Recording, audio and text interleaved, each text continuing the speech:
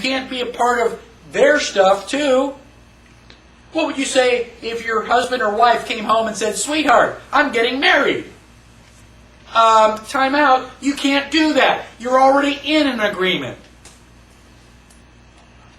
The other thing the states cannot do is grant letters of marque and reprisal, coin money, emit bills of credit, or make anything but gold and silver coin and tender in payment of debts. Why gold and silver?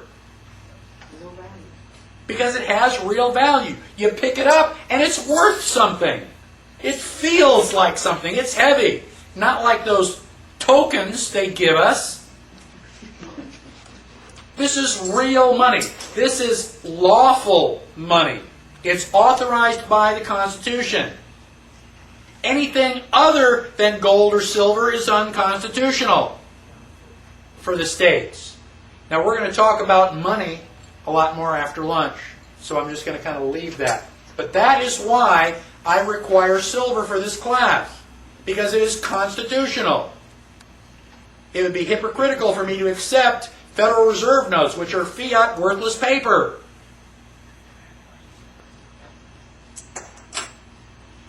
So, Article 1 tells you everything that you need to know about Congress. It gives them a list of things that they are allowed to do. Anything that is not listed in Article 1, Section 8 is, by definition, unconstitutional. Article 2 deals with the executive. The executive is the President of the United States and his Vice President, and everybody else who is enforcing law down to your local police officer. He or she is also part of the executive.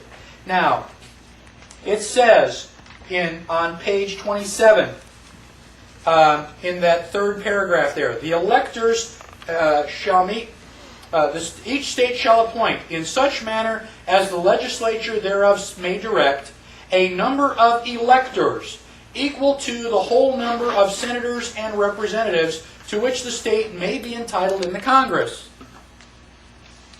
How many representatives does Texas have now? 32. How many senators do we have? 2. So we've got a total of 34 members in Congress.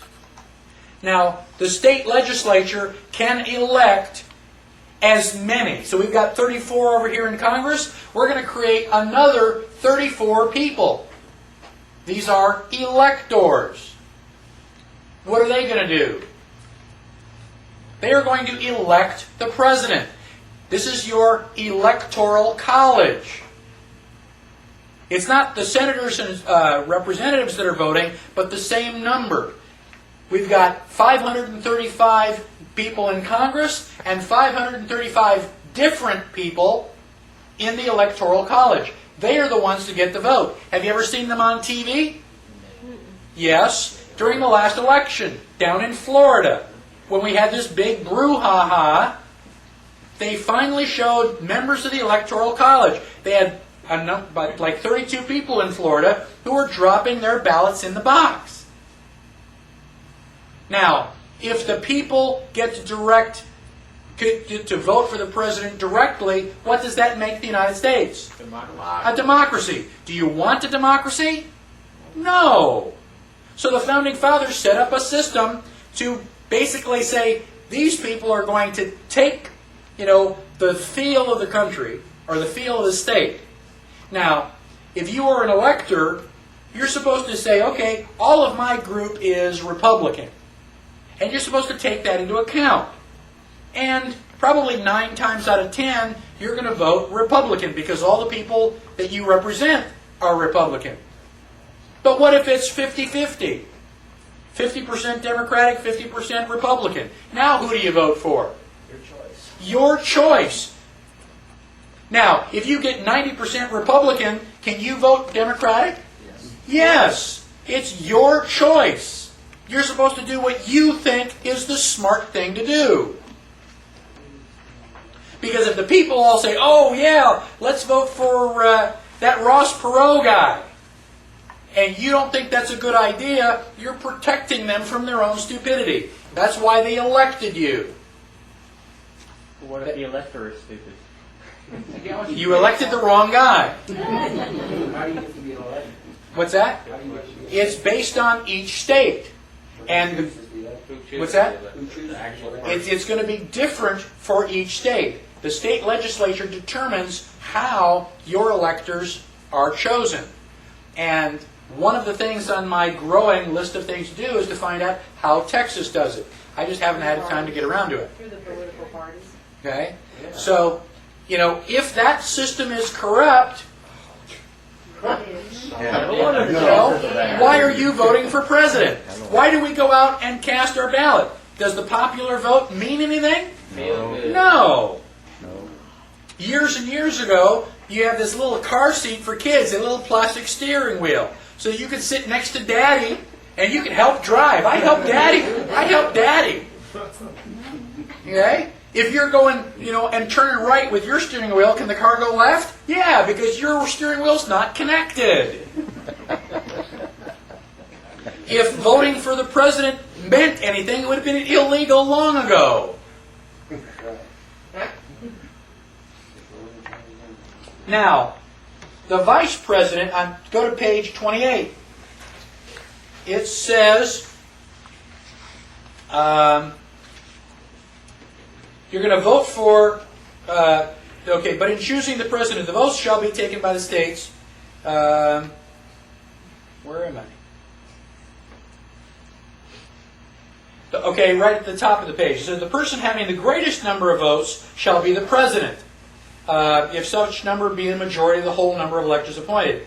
And if there be more than one of such a more, okay. Where does it say the vice president? The vice president is the guy that gets the second number of votes. It's on. In every case after the choice. Okay. 3/4 of the way down to that right there. Okay. In every case after the choice of making president, the person having the greatest number of votes of the electors shall be the vice president. Okay. Is that the way we do it?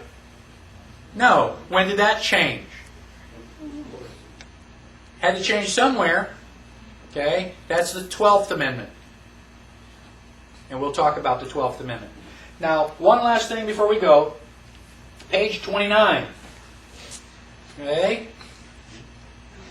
Look at the last paragraph on the bottom of page 29. It says, before he enter on the execution of his office, he shall take the following oath or affirmation. Quote, I do solemnly swear or affirm that I will faithfully execute the office of President of the United States and will, to the best of my ability, preserve, protect, and defend the Constitution of the United States. Just like Clinton did. The oath of office is in the Constitution. They wrote it down. Why? It's a trust. It's a contract. And when you take that oath of office, you are swearing to defend and protect the Constitution. If you don't, it's perjury and treason. So, what I want to do is, I'm going to stop there. We're going to break for lunch. When we come back, we'll finish up a little bit with the executive. All right?